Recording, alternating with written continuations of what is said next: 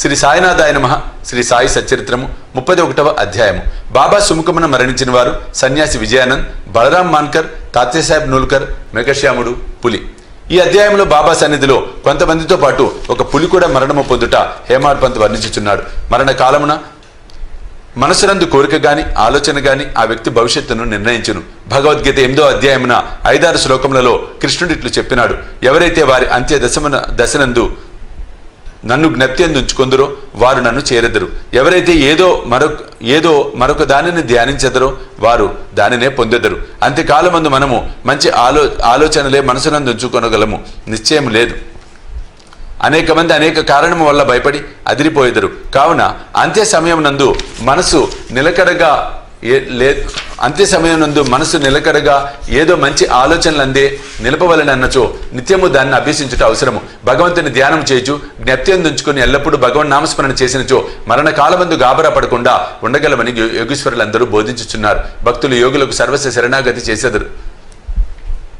ఏలన సర్వజ్ఞులు యోగులు దారి చూపి అంత్యకాలమున సహాయం చేసేదరని వారి నమ్మకం. అన్నింటినీ అటువంటివి కొన్ని ఇచ్చట చెప్పేదను.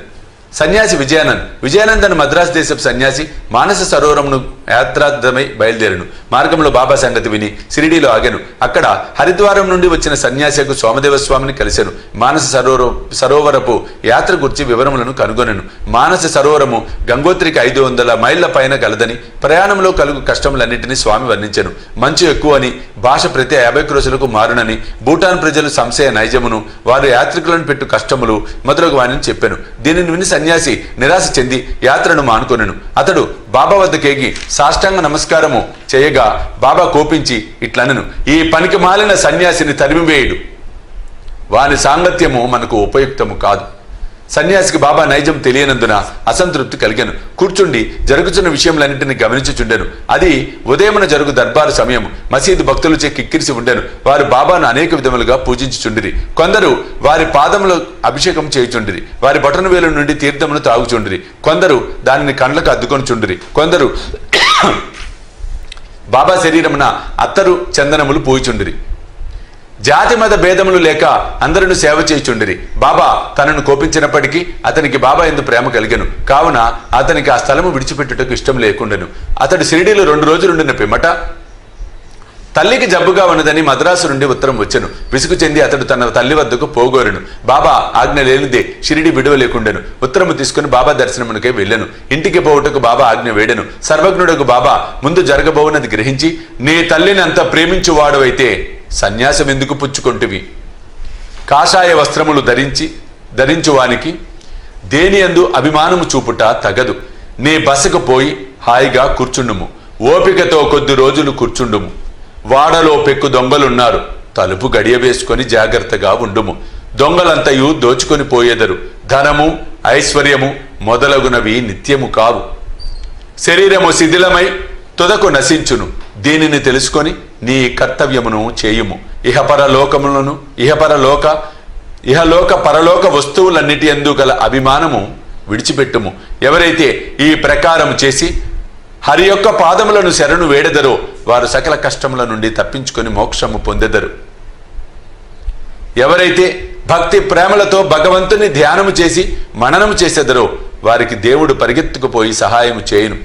నీ పూర్వ పుణ్యం ఎక్కువగొడచే నీవిక్కడకు రాగలిగితివి. నేను చెప్పిన దానిని జాగ్రత్తగా విని జీవిత పరమావధిని కాంచుము. కోరికలు లేనివాడివై రేపటి నుండి భాగవతమును పారాయణము చేయుము. శ్రద్ధతో 3 సప్తాహములను చేయుము.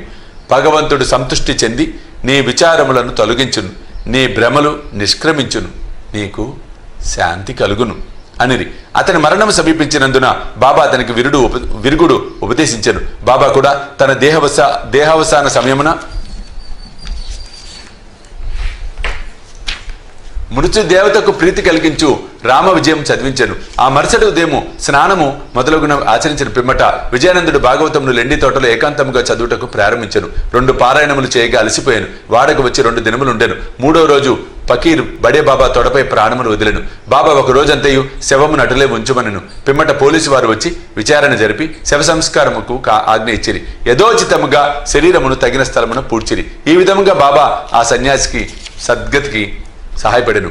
బలరాం మాన్కర్ అని గృహస్థుడొకడు బాబా భక్తుడుగా ఉండెను. అతడి భార్య చనిపోయాను. అతడు విరక్తి చెంది కొడుకునకు గృహభారం అప్పగించి షిరిడీకి వచ్చి బాబాతో ఉండేవలని ఈ దిగువ రీతిని చేశాను. బాబా అతనికి 12 రూపాయలు ఇచ్చి సతారా జిల్లాలోని మచ్చేంద్రగఢ్లో ఉండమనెను. బాబాను విడిచిపెట్టి మచ్చేంద్రగఢ్లో ఉండట అతనికి ఇష్టం లేకుండాను. కానీ ఇదే అతనికి మంచి మార్గమని బాబా ఒప్పించెను. అచట రోజుకు 3 సార్లు ధ్యానం చేయమనను. బాబా మాటలందు నమ్మకముంచి మాన్కర్ మచ్చేంద్రగఢ్నకు వచ్చెను. అక్కడ చక్కని దృశ్యమును, శుభ్రమైన నీటిని, ఆరోగ్యమైన గాలిని, చుట్టుపక్కల గల ప్రకృతి సౌందర్యమును చూసి సంతసించెను. బాబా సెలవిచ్చిన ప్రకారము మిక్కిలి తీవ్రముగా ధ్యానం చేయ మొదలెడెను.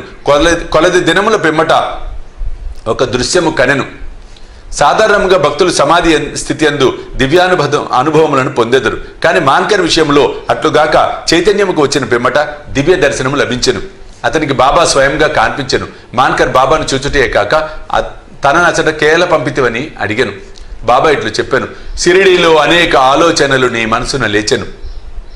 నీ చంచల మనస్సునకు నిలకడ కలుగజేయవలనని చెటకు పంపితిని. నీవు పంచేంద్రియములతో 3.5 మూరల మనిషిగా నన్ను భావించితివి. నేనెల్లప్పుడూ షిరిడీలోనే ఉండేదను అనుకొంటివి. ఇప్పుడు నీవిచట చూచిన నా రూపము షిరిడీలో చూచిన నా రూపముతో సమానముగా ఉన్నదో లేదో నిర్ధారింపు. ఇందుకే ఇచ్చటికి పంపితిని. కొంతకాలం గడిచిన పిమ్మట మాన్కర్ గడమను విడిచి బాంద్రాకు పయనమైన. పూనా నుండి దాదరకు రైల్లో పోవాలని అనుకున్నాను. టికెట్ కొరకు బుకింగ్ ఆఫీస్కు పోగా అది మిక్కిలి కిక్కిరిసి ఉండెను. అతనికి టికెట్ దొరకలేదు. లంగోటి కట్టుకొని కంబలి కప్పుకొని ఒక పల్లెటూరు వాడు వచ్చి మీరెక్కడికి పోవచ్చున్నారు అని అడిగాను.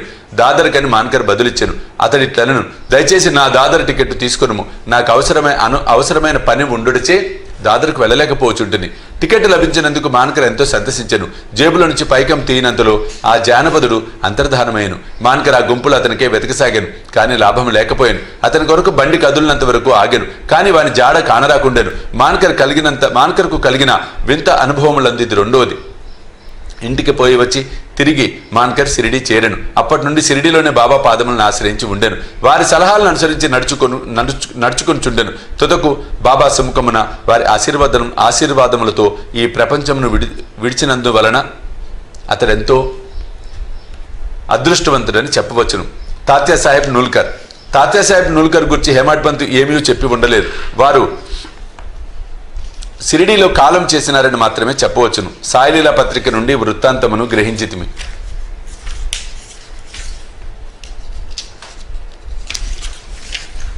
1909 సంవత్సరంలో తాత్యాసాహెబ్ పండరీపురంలో సబ్జెక్ట్గా ఉండను.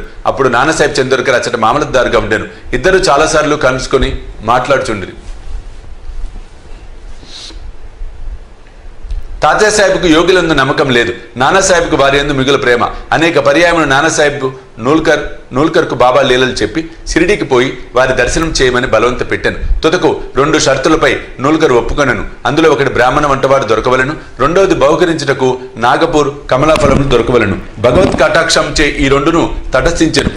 ఒక బ్రాహ్మణుడు నానాసాహెబ్ వద్దకు రాగా అతడు వానిని తాత్యాసాహెబ్ నూల్కర్ వద్దకు పంపెను. ఎవరో గాని 100 కమలాఫలములను నూల్కర్కు పంపిరి. 2 షరతులు నెరవేరుచే తాత్యాసాహెబ్ షిరిడీకి పోవలసి వచ్చాను. మొట్టమొదట బాబా అతనిపై కోపగించాను. క్రమంగా బాబా అవతార పురుషుడని తగిన నిదర్శనములు తాత్యాసాహెబ్ నూల్కర్కు లభించను. కనుక అతడు బాబా ఎడ మక్కువబడి తన అంత్యదశ వరకు షిరిడీలోనే ఉండెను. తన అంత్యదశలో మత గ్రంథముల పారాయణము వినెను. చివరి సమయంలో బాబా పాదతీర్థములు అతనికిచ్చిరి.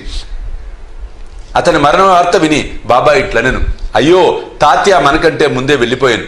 అతనికి పునర్జన్మ లేదు. మేఘశ్యాముడు 28వ అధ్యాయంలో మేఘుని కథ చెప్పితిమి. మేఘశ్యాముడు మరణించగా గ్రామవాసులందరూ శవము వెంట వెళ్ళిరి. బాబా కూడా వెంబడించెను. బాబా అతని శవముపై పువ్వులు చల్లెను. దాన సంస్కారమైన పిమ్మట బాబా కంటనీరు కార్చెను.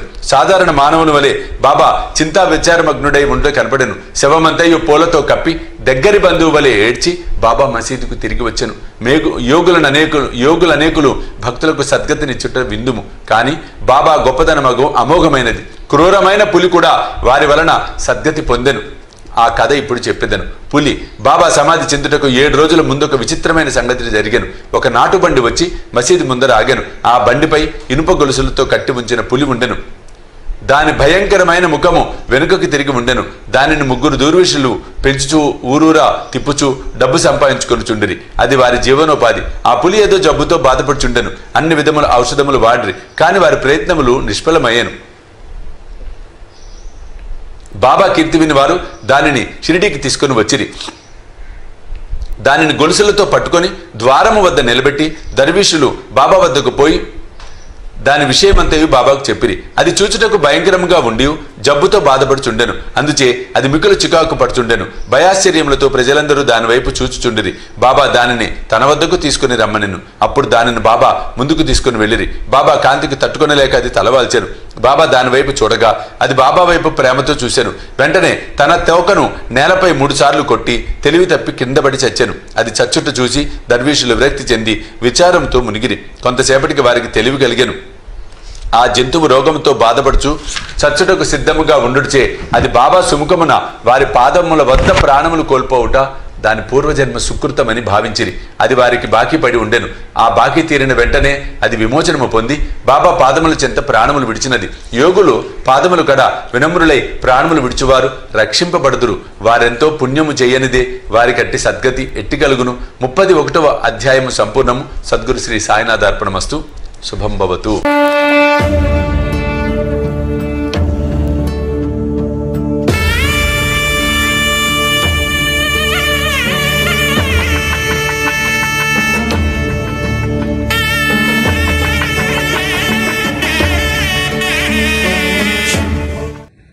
సాయి దివ్య రక్ష కవచ యంత్రానికి